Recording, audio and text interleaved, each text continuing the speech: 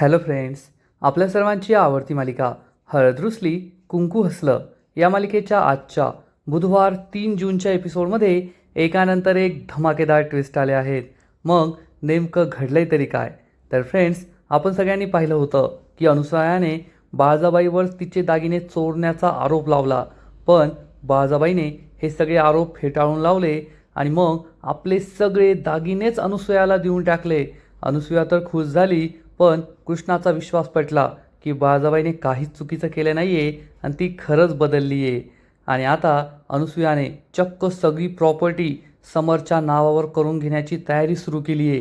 ही गोष्ट बाळजाबाईने कृष्णाला सांगितली आणि मग कृष्णाने ठरवलं की त्या समरचा खरा चेहरा आढळरावांसमोर आणायचा. समरने एका मुकादमाकडून तुला कॉन्ट्रॅक्ट मिळवून देतो असं म्हणून 10 लाख रुपये लाटले आहेत. त्याला 10 लाख रुपयांचा चुना लावलाय आणि कृष्णा हे सत्य आढळरावांसमोर आणणार आहे. मग आता समोरचं काय होईल ना, हे पाहणं खूप इंटरेस्टिंग आहे. मग हे सगळं नेमकं घडलं तरी कसं, हे जाणून घेण्यासाठी हा व्हिडिओ शेवटपर्यंत नक्की पहा.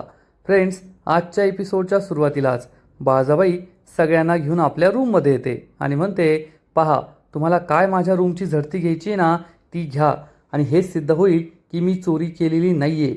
असं म्हणून बाळजाबाई एक एक करून आपलं कपाट उघडते, कपाटातले स्वतःचे सगळे दागिने बाहेर काढते आणि सगळ्यांना जाब विचारते, आता तुम्हीच सांगा, कोठेत अनुसयाचे दागिने? आणि मी चोरलेत तर ते माझ्या रूममध्ये असायला हवे ना, पण ते कोठेच नाही आहे. हे ऐकून अनुसया, आढळराव, दुष्यंत खूप चिडतात. कृष्णा म्हणते, अनुसया सासूबाई, आता तरी तुम्हाला पटतंय ना की बाळजाबाईंनी चोरी केलेली नाही आहे. त्यांनी चोरी केली असती तर दागिने त्यांच्या रूममध्ये असते, त्यांच्या कपाटात असते. कोठे दागिने? अनुसया चिडून म्हणते, बस झालं कृष्णे, इतका आंधळा विश्वास बरा नाही आहे. बाळजाने तुला थोडेफार कपाट उघडून दाखवलं, स्वतःचे 3-4 दागिने दाखवले म्हणजे ती खरं बोलते असं होत नाही. चोराने चोरी केल्यावर आहे ना, तो स्वतःहून कधीच चोरी उघड होऊ देत नाही.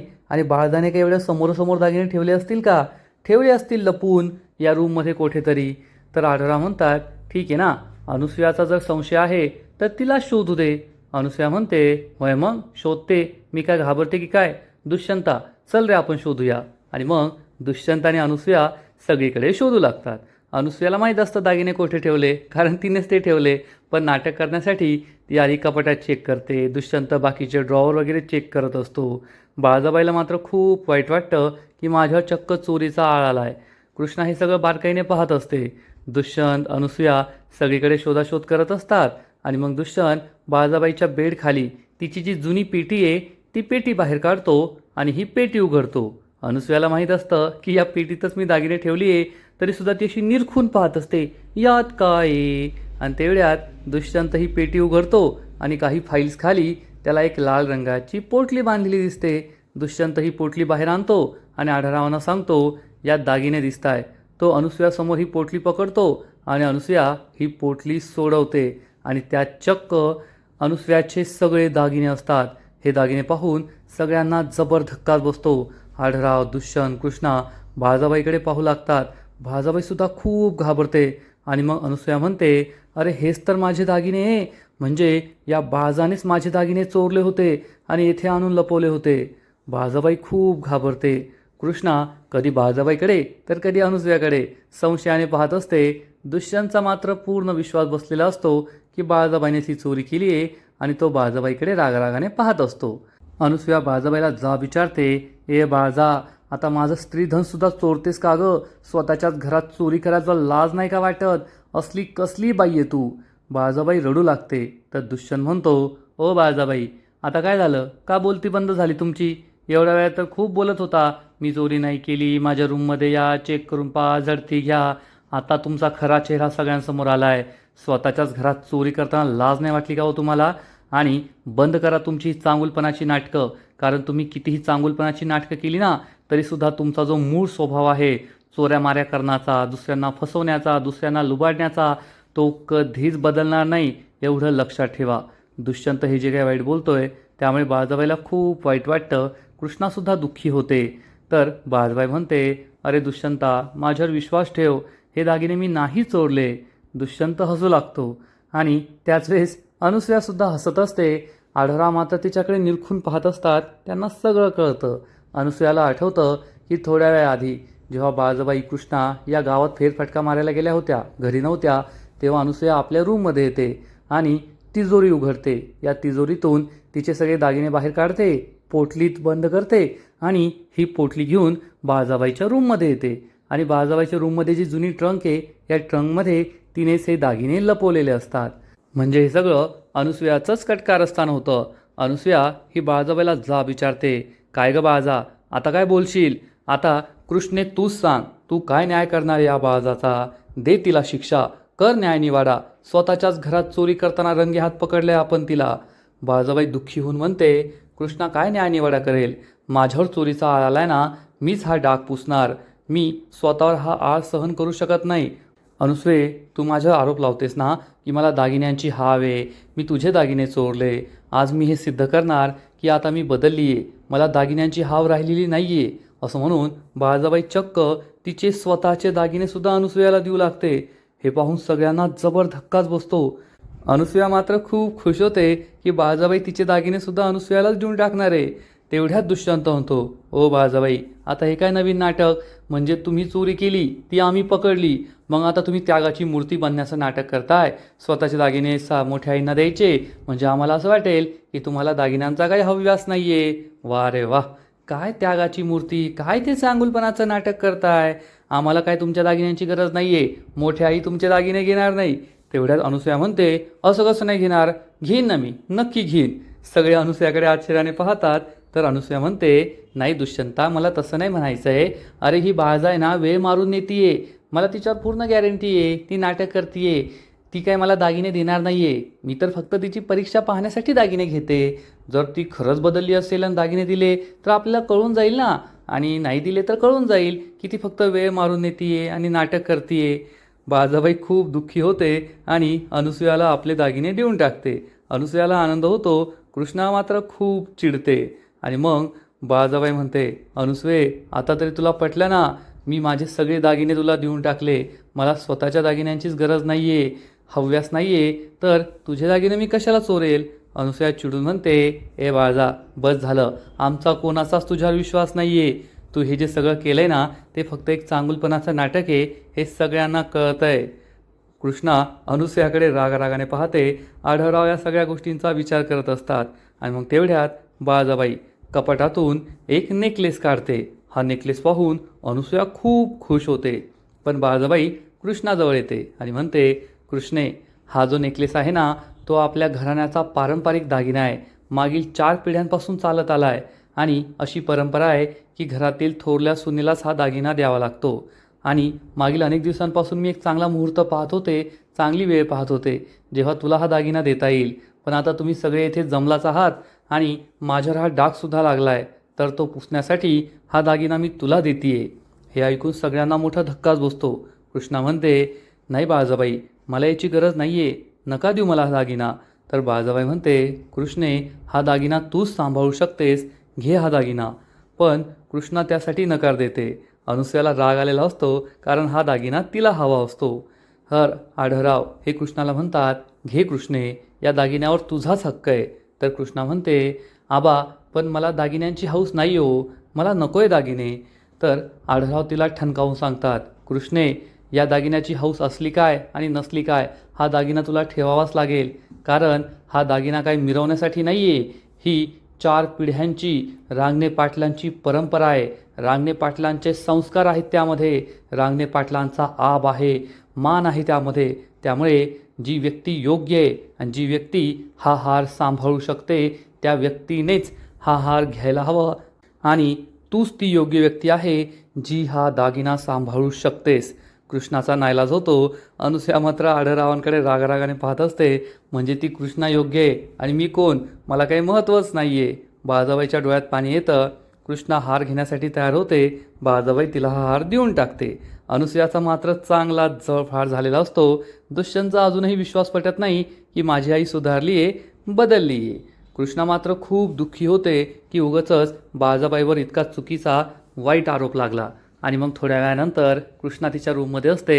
दुष्यंत तेथे येतो आणि म्हणतो, कृष्णा, मला माहिती आहे तुला वाईट वाटलं आहे ना, तू बाळजाबाईवर एवढा विश्वास ठेवला आणि बाळजाबाईने पुन्हा एकदा तुझा विश्वासघात केला, त्या तुझ्याशी खोटं वागल्या, त्यांना घरात चोरी केली. तर कृष्णा म्हणते, नाही दुष्यंत सरकार, माझा असा काही समज झालेला नाही आहे. कारण मला माहिती आहे बाळजाबाईने असं काहीच केलेलं नाही आहे, ही चोरी त्यांनी केलेली नाही आहे. दुष्यंतला जबर धक्काच बसतो. दुष्यंत म्हणतो, कृष्णा आता काय बोलू मी, माझं मलाच कळत नाही आहे. अगं एवढं समोरासमोर झालं, बाळजाबाईच्या रूममध्ये दागिने सापडले, त्यांनी चोरी केली हे सिद्ध झालं आहे, तरीसुद्धा तुझा त्यांच्यावरच विश्वास आहे. तर कृष्णा म्हणते, दुष्यंत सरकार, कारण मी उघड्या डोळ्यांनी पाहतीये, सारासार विचार करतीये. तुमच्यासारखं आधीच मनामध्ये असं ठरवून नाही बसले मी की बाळजाबाई वाईटच आहे, चोरीच करणारे, नाटकच करताय. तुम्ही तसं मनात ठरवलंय ना, म्हणून तुम्हाला जे स्पष्ट समोर दिसतंय ना ते सत्य दिसत नाहीये. दुष्यंत चिडून म्हणतो, कृष्णा माझा खरंच विश्वास बसत नाहीये. अगं त्या बाळजाबाईची बाजू घ्यायची म्हणून तू सगळ्यांना खोटं ठरवतीयेस आणि दिवसभर त्या बाळजाबाईबरोबर राहून राहून तू अगदी त्यांच्यासारखाच विचार करायला लागली आहे. आता ठीक आहे, मी मानतो की बाळजाबाईने चोरी केलेली नाही आहे, मग कुणी चोरी केली ते सांग. तर कृष्णा दुष्यंतला समजावून सांगते, तुम्ही माझं शांतपणे ऐकून घेत असाल तर मी तुम्हाला सांगेल. ऐका, आज दिवसभर बाळजाबाई माझ्याबरोबर होत्या, म्हणजे तुम्ही आम्हाला दोघींना एकत्र बाहेर जाताना पाहिलं, मग घरी आल्यावरसुद्धा बाळजाबाई मला स्वयंपाकात मदत करत होत्या. मग एवढं सगळं करत असताना त्यांनी अनुसूया सासूबाईंच्या खोलीत जाणं, त्यांची तुजोरी फोडणं, दागिने चोरणं, स्वतःच्या रूममध्ये आणून लपवणं, हे सगळं कधी घडलं, त्यांना हे सगळं करायला कधी वेळ मिळाला. दुष्यंत म्हणतो, कृष्णा तू खूप भोळी आहे, पण मला एक सांग, चल मी मानलं हे सगळं, मग चोरी कोणी केली. तर कृष्णा म्हणते, त्यानेच, ज्याने हे दागिने सापडवले त्याला हे दागिने बाळजाबाईच्या रूममध्ये सापडले. दुष्यंतला खूप राग येतो आणि तो चिडून म्हणतो, कृष्णा खरंच तू त्या बाळजाबाईची बाजू घेण्यासाठी मोठ्या आईंवर शंका घेतीये. अगं मोठ्या आई असं का करतील, त्यांना काय गरज हे सगळं करण्याची. कृष्णा चिडून म्हणते, दुष्यंत सरकार, जर तुमचा माझ्यावर विश्वास बसत नाही आहे ना तर मी सुद्धा तुम्हाला काही सांगत बसणार नाही आहे. मी आता तुमच्यासमोर पुरावे ठेवणार. लवकरच तो दिवस येईल जेव्हा अनुसूया सासूबाईंचा खरा चेहरा मी तुमच्यासमोर आणेल, ते सुद्धा पुराव्यासकट. आता मी काही शांत बसणार नाही आहे. पण अजूनही दुष्यंतला हे पटलेलं नसतं की मोठी आई अनुसूया असं काहीतरी करू शकते आणि हे सगळं बाळजाबाईनेच केलं आहे यावर त्याचा पूर्ण विश्वास बसलेला असतो. दुसरा दिवस उजाडतो आणि कृष्णा ही अंगणात असते, तुळशीमाईची पूजा करत असते. आढळरावसुद्धा तेथेच बसलेले असतात. कृष्णा तुळशीमाईची पूजा करते आणि त्याच वेळेस गावातील दोन माणसं, पम्या आणि कैल्या, हे दोघं भांडण करत करत तेथे येतात आणि म्हणतात, कृष्णाताई. तेवढ्यात आढळराव विचारतात, ए पम्या, कैल्या, काय झालं, या इकडे. तर पम्या हा मोठा भाऊ असतो. तो आढळरावांना म्हणतो, थोरले सरकार, आम्हाला तुमच्याशी खूप महत्त्वाचं बोलायचं आहे. कृष्णासुद्धा पुढे येते आणि कैल्या हा लहान भाऊ असतो. तो सुद्धा म्हणतो, वय कृष्णाताई, आम्हाला हे खूप महत्त्वाचं बोलायचं आहे तुमच्याशी. कृष्णा आणि आढळराव विचारतात, नेमकं काय झालं. तर हा लहान भाऊ कैल्या सांगतो, काय सांगू तुम्हाला, मी दुकान चालवतो, पण माझं दुकान आता नीट चालत नाही, म्हणून मी माझ्या मोठ्या भावाकडे जमिनीचा हिस्सा मागितला, तर तो मला काही जमीन द्यायला तयारच नाही आहे. आता तो मोठा आहे म्हणजे काय सगळं त्यानेच लुबाडायचं का, मला परत हिस्सा हवा आहे, जमिनीतला हिस्सा हवा आहे. तर तेवढ्यात हा मोठा भाऊ म्हणतो, असं कसं, जेव्हा आपले वडील होते तेव्हा त्यांनी वाटणी केली होती, दुकान तुला मिळालं होतं, जमीन मला मिळाली होती, आता मी कसं काय माझी जमीन देऊ तुला, मी काही हिस्सा करून घेणार नाही आहे. तर हा छोटा भाऊ कैल्या म्हणतो, असं कसं नाही देणार, तुला द्यावाच लागेल, माझ्या बापाची जमीन आहे ती, मला माझा हिस्सा पाहिजे, मी हिस्सा सोडणार नाही आहे. तर हा मोठा भाऊ पम्या म्हणतो, अरे नीट बोल, नाहीतर एक दिन ठेवून तुला. कैल्या चिडून म्हणतो, मग माझे हात काय बांधलेले का, मी सुद्धा तुला सोडणार नाही. आढळराव, कृष्णा हे सगळं पाहत असतात. तेवढ्यात अनुसूया आणि दुष्यंतसुद्धा तेथे येतात आणि या दोन भावांची, कैल्या आणि पम्याची जोरदार हाणामारी सुरू होते. सगळेजण त्यांना थांबवतात. दुष्यंत या दोघांना एकमेकांपासून वेगळं करतो आणि म्हणतो, अरे काय करताय तुम्ही, काय मारामाऱ्या करताय, हा रांगणे पाटलांचा वाडा आहे, येथे असं काही चालत नाही, शांतपणे सगळं सांगा, तुम्हाला काय सांगायचं आहे ते. कृष्णा म्हणते, हो बोला, नेमकं काय झालंय त्याबद्दल सांगा. दुष्यंत म्हणतो, अरे तुम्ही भाऊ भाऊ आहे ना, मग तुम्ही अशा मारामाऱ्या केल्या तर गावात तुमची काय इज्जत राहील, आता बोला बरं काय झालंय. तेवढ्यात अनुसूया म्हणते, अरे दुष्यंता, ही गोष्ट आहे ना 2 दिवसांपूर्वीच माझ्या कानावर आली आहे आणि हा जो मोठा भाऊ आहे ना पम्या, तोच खरं बोलतोय.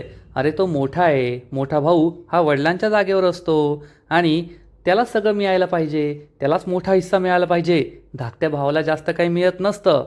दुष्यंत, कृष्णा, आढळराव हे काहीच बोलत नाही. आणि अनुसूया म्हणते, पम्या जे बोलतोय ना तेच खरं आहे, सगळी जमीन त्याच्याकडेच पाहिजे, सगळी संपत्ती त्याच्याकडेच पाहिजे. तर कृष्णा चिडून म्हणते, अनुसूया सासूबाई, न्याय असा केला जात नाही. दोन्ही बाजू नीट ऐकून घ्याव्या लागतात. कोणाला काय हे नीट समजून घ्यावं लागतं, तेव्हाच न्याय करता येतो. अनुसूया खूप चिडते. कृष्णा या दोन भावांना समजावून सांगते, तुम्हा दोघांना तुमचे वडील हयात असताना तुमच्या वडिलांनी तुमचा हक्क दिला होता, पण आता तुम्ही जमीन मागताय ते अतिशय चुकीचं आहे. आणि कैलास भाऊ, तुम्ही जे दुकान चालवता, तुम्ही इतकी वर्ष ते दुकान सांभाळलंय, तुम्हाला जर आता वाटणी करायची असेल तर त्या दुकानाची सुद्धा वाटणी होईल. दुकानातला अर्धा हिस्सासुद्धा तुम्हाला तुमच्या मोठ्या भावाला द्यावा लागेल. तर हा कैला चिडून म्हणतो, असो कसो, ते दुकान मी 15 वर्ष वाढवलंय, मी नाही त्यातला हिस्सा देणार, ती माझी मेहनत आहे.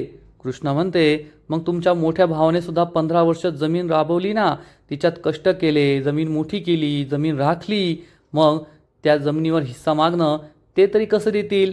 हे ऐकून हा छोटा भाऊ कैला खूप चिडतो आणि म्हणतो, म्हणजे माझ्यावर अन्याय झाला, सगळा निकाल या पम्याच्या बाजूनेच लागणार का? तर कृष्णा म्हणते, नाही, अजून निकाल लागलेला नाहीये. उद्या मी तुमच्या शेतावर येईल, शेत जमीन पाहील, तुमचं दुकान पाहील आणि मग काय तो न्याय केला जाईल. हे दोघे भाऊ एकमेकांकडे रागारागाने पाहतात. दुष्यंत या दोघांना समजावून सांगतो, जा तुम्ही आता घरी, भांडणं करू नका, उद्या आपण काय तो न्याय करूया. हे दोघे भाऊ नमस्कार करून तेथून निघून जातात. दुष्यंत कृष्णाला म्हणतो, काय लोक असतात ना एक एक, दोघे भाऊ सख्खे वैरी झालेत, ते सुद्धा प्रॉपर्टीसाठी. कृष्णा म्हणते, आबा, तुम्ही काय निर्णय घेतला असता जर अशी अवघड गोष्ट, अवघड न्यायनिवाडा तुमच्यासमोर आला असता तर? तर आढळराव म्हणतात, हे वय, अगं हे कसलं अवघड, हे तर लय सोपं आहे. अनुसूया कृष्णा यांना आश्चर्य वाटतं. आढळराव म्हणतात, अगं लहान मोठं असं काहीच नसतं, असतं ते म्हणजे लायक. तोच होणार नायक जो असतो लायक. आणि लहान मोठा भाऊ असला, पण मोठा भाऊ दारुडा असला, सगळं फुकून टाकणारा असला, मग त्याला सगळं द्यायचं आणि काय सगळी प्रॉपर्टी गमवून बसायची. त्यापेक्षा लहान भाऊ जर चांगला असला, तो चांगल्या वळणाचा असला, जमीन राखणारा असला, प्रॉपर्टी राखणारा असला, की सगळं त्याला द्यायचं, म्हणजे पुढच्या पिढींनासुद्धा काहीतरी मिळतं. नाहीतर पुढच्या पिढ्या भीक मागतात. ही गोष्ट कृष्ण आणि दुष्यंतला सुद्धा पटते, पण अनुसूयाच्या मात्र वर्मी लागते, कारण तिचाच मोठा मुलगा, आढळरावांचा मुलगा, हा एक नंबरचा बेवडा आहे आणि सगळं फुकून टाकणार आहे. त्यामुळे अनुसूया खूप चिडते. तर कृष्ण आणि दुष्यंत खुश होतात आणि म्हणतात, वा बा वा, काय भारी बोललात तुम्ही, जो लायक तोच खरा नायक. कृष्णासुद्धा म्हणते, खरंय, लहान मोठ्यापेक्षा कोण खरा लायक आहे हे ओळखणं आणि त्याच्या हातात सगळं सोपवणं महत्त्वाचं असतं. अनुसूया मनातल्या मनात म्हणते, कृष्णे, तुला असं वाटत असेल की तुझा नवरा लय लायक आहे, पण या घरचा नायक आणि लायक फक्त माझा समर आहे, दुसरं कुणीच नाही, एवढं लक्षात ठेव. असं म्हणून अनुसूया ही मनातल्या मनात काहीतरी विचार करते आणि खूप चिडते. थोड्या वेळानंतर बाळजाबाई ही किचनमध्ये पव बनवत असते. कृष्णा तेथे येते आणि विचारते, बाळजाबाई, तुम्ही हे काय करताय? मी आहे ना, अहो या घरची सून मी आहे, तुम्ही सासूबाई आहात, तुम्ही आराम करायचा आणि मी सगळी कामं करायची. तर बाळजाबाई म्हणते, काय ग कृष्णे, असं कुठे लिहून ठेवलंय की एकदा घरात सून आली की सुनेने सगळी कामं करायची, सासूने तंगडीवर तंगडी टाकून बसून राहायचं? अगं, आज जरी मी सासू झाली असले तरी एकेकाळी मी या घरची सूनच होते. आणि ती सून, ज्या सुनेने हे घर राखलंय, हे घर जपलंय, या घरात कोणाला काय लागतंय, कोणाचं दुखतंय खुपतंय, कोणाला काय पाहिजे, या सगळ्याची काळजी घेतली आहे. आणि सासूने सुद्धा कधी कधी सून बनावं, सुनेला आराम द्यावा, तिच्या कामात हातभार लावावा, यानेच तर संसार होतो, घर सुखी चालतं. नाहीतर काल आलेल्या मुलीच्या हातात सगळ्या जबाबदाऱ्या देऊन तिला पूर्णपणे त्या जबाबदाऱ्यांच्या ओझ्याखाली दाबणं हे सुद्धा खूप चुकीचं असतं. जर सासू सुना एकत्र आल्या तर घरात आनंद राहतो, गुण्यागोविंदाचं वातावरण राहतं. आणि दोन्ही सुनांसाठी तेच तर महत्त्वाचं आहे, सासूसाठी काय आणि सुनेसाठी काय. कृष्णा म्हणते, बाळजाबाई, काल तुम्हाला जे दुःख झालं, तुमच्यावर जो चोरीचा आरोप लावला गेला, तुमचं स्त्रीधन तुमच्याकडून घेऊन टाकण्यात आलं, त्यामुळे तुम्ही तुमचं दुःख लपवण्यासाठी हे सगळं बोलताय ना? बाळजाबाई खूप दुःखी होते आणि म्हणते, कृष्णे, मला त्या दागिन्यांचं, त्या स्त्रीधनाचं काहीच वाटत नाही. उलट काल ते दागिने मी देऊन टाकले ना, तर माझ्या काळजावरचा खूप मोठा भार कमी झाला. तुला खरं सांगते, आजपर्यंत एवढी शांत झोप मला कधीच लागली नव्हती जेवढी काल लागली. खरंच मला आता खूप हलकं हलकं वाटतंय. माझ्या माथ्यावरचा तो चोरीचा डागसुद्धा पुसला गेला आणि आता माझ्याकडे कोणती जबाबदारीसुद्धा राहिली नाही. आणि तुला खरं सांगते ना, आता मला माझं उरलेलं आयुष्य असंच सगळ्यांशी प्रेमाने वागून चांगुलपणा करत करत घालवायचं आहे. मला परत तसं वाईट नाही वागायचं आहे. कृष्णा खूप इमोशनल होते आणि म्हणते, बाळजाबाई खरंच तुम्हाला सांगते, आता मी नेहमी तुमच्याबरोबर राहणार. कुणी तुमच्यावर विश्वास ठेव ना ठेव, पण माझा तुमच्यावर पूर्ण विश्वास आहे आणि तुम्हाला स्वतःला सिद्ध करायची गरज नाही आहे. कमीत कमी माझ्यासमोर तरी तुम्ही स्वतःला सिद्ध करू नका. बाळाबाई म्हणते, खरंच कृष्णे. कृष्णा म्हणते, हो, पण अनुसूया सासूबाईंचं काय? बाळाबाई विचारते, म्हणजे? तर कृष्णा तिला सांगते, बाळाबाई काल तुमच्या रूममध्ये दागिने सापडले, पण दिवसभर तुम्ही माझ्याबरोबर होता. तेव्हाच मला कळलं कोठेतरी पाणी मुरतंय. याचा अर्थ दागिने हे तुम्ही चोरलेले नाही आहेत, तर हे सगळं अनुसूया सासूबाईंचं कट कारस्थान होतं. बाळाबाई म्हणते, खरं ओळखलंस कृष्णा, हे सगळं त्या अनुसूयाचंच कट कारस्थान होतं आणि आपल्याला तिचं सत्य लवकरच समोर आणावं लागेल. कृष्णा बाळाबाईला समजावून सांगते, बाळाबाई आता तुम्ही काळजी करू नका, ते सत्य मी लवकरच सगळ्यांसमोर आणणार आहे. आता अनुसूया सासूबाई आणि त्यांचा तो लेक समर जास्त काळ आपलं सत्य लपवू शकत नाही. हे ऐकून बाळाबाईला खूप बरं वाटतं. बाळाबाई खुश होते की तिची साथ देणारं आता कुणीतरी आहे आणि या संकटातून तिला कृष्णाच वाचू शकते. दुसरीकडे अनुसूया आणि आढळराव हे दोघे त्यांच्या रूममध्ये मस्त चहा पीत बसलेले असतात आणि अनुसूयाने आज 4 दागिने थोडे जास्तच घातलेले असतात. आता काल बाळाबाईचे दागिने मिळाले म्हणून ती मिरवत असते. आढळरावांच्या लक्षात ही गोष्ट येते आणि आढळराव हसू लागतात, एक वेगळी स्माईल करतात. अनुसूयाला हे दिसतं आणि अनुसूया चिडून म्हणते, आओ मला कळतंय, आज मी 2 दागिने जास्त घातले ना, म्हणून तुम्ही माझ्याकडे असं पाहताय ना. आढळराव काही बोलतच नाही. तर अनुसूया म्हणते, पण कसे दिसताय? छान दिसताय ना, आता मी शोभते ना, रांगणे पाटलांची सून. तर आढळराव म्हणतात, हो हो, शोभते शोभते. अनुसूया चिडून म्हणते, तुम्ही असं का बोलताय? अहो 26 वर्ष लंकेची पार्वती बनून राहिले मी, मग आत्ता मला दागिने मिरवायला मिळताय तर मिरवू द्या ना, कशाला उगाच टोमणे मारताय? आढळराव विचारतात, मी तुला एक विचारू का? तर अनुसूया म्हणते, बोला ना. आढळराव अनुसूयाला एक प्रश्न विचारतात, काल बाळाने स्वतःचे दागिने तुला दिले, स्वतःचं स्त्रीधन तुला दिलं, यावर तुला काय वाटतं? अनुसूया म्हणते, अहो ही सगळी तिची नाटकं आहे, चांगुलपणाची नाटकं. तिनेच घरात चोरी केली आणि आपण तिला पोलिसांच्या हाती देऊ नये ना, म्हणून तिने स्वतःचे दागिने मला देऊन टाकले. आढळराव म्हणतात, खरं आहे तुझं अनुसूये, पटतंय मला तुझं. म्हणजे बाळा नाटकं करतीये आणि नाटकं करण्यासाठी ती सगळं स्वतःचं लुटून बसलीये. स्वतःच्या नावावर असलेल्या जमिनी तिने गावकऱ्यांना परत केल्या, स्वतःचे दागिने तुला देऊन टाकले. म्हणजे नाटक करता करता ती खरी लंकेची पार्वती झाली आहे, तिच्याकडं काहीच राहिलं नाही आहे आणि सगळं तुला तुझं मिळून गेलं आहे.